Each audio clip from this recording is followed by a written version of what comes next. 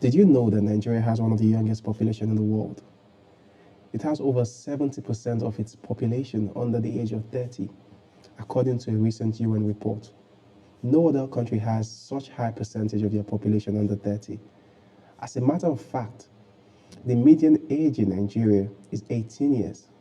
When you compare it to countries like the UK, which is 40 years, Germany 46, Japan 48 years.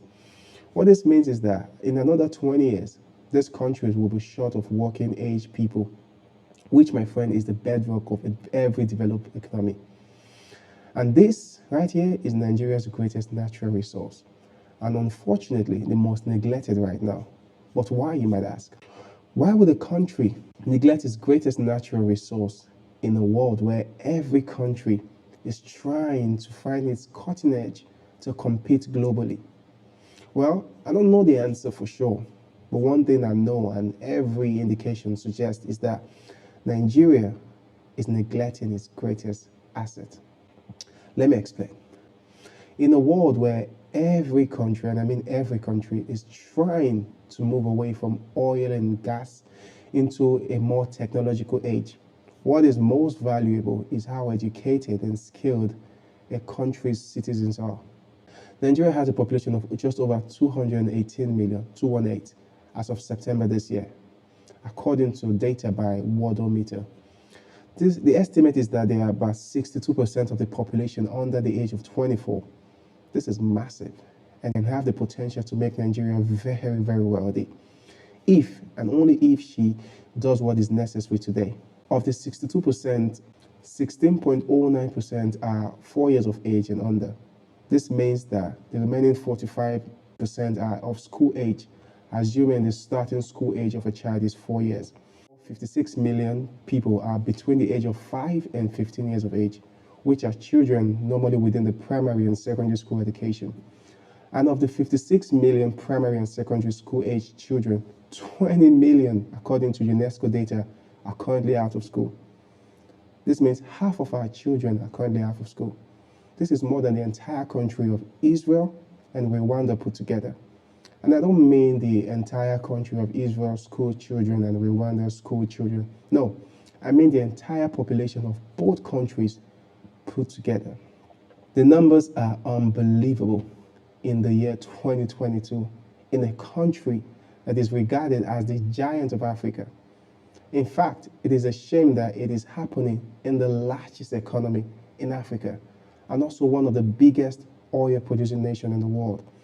While some might argue that tertiary education is optional and not necessarily the path to success, and everyone agrees on this, a good primary and secondary school education is crucial for the development of a nation and its citizens.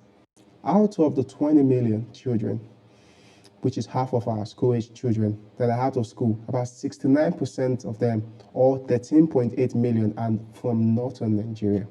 The concept of children being out of school in northern Nigeria has been an issue for so long that the name has been coined for these children. They are called the Amajiri children.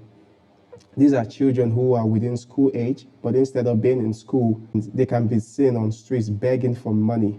This has made it obvious that tribalism is not to be blamed for this problem, since the current president is from northern Nigeria, which is the most hit region.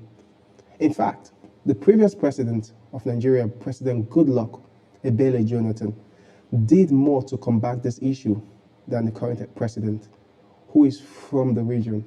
That doesn't even make sense. Between December 2010 and May 2015, the administration of the former president embarked on building schools for the out-of-school children in the northern part of Nigeria. They called it the Amajiri Education Program, which saw the construction and equipment of about 157 schools to get these kids out of the street and back into schools. The situation in other parts of the country, to be fair, is still not looking good. There are still about 7 million out of school children. These kids are not getting the education they need to compete with their peers in other parts of the world. We're practically setting these kids up for failure. The quality of education received by those lucky kids who get to go to school is not ideal. The curriculums are out of date and not very competitive in the world where we live, in the world we live in today. So friends, what am I saying in all of this? I'm no Nostradamus. I can't see the future, but I know this much. Nigeria has no future in the world stage if it continues down this path. If it fails to educate its young people,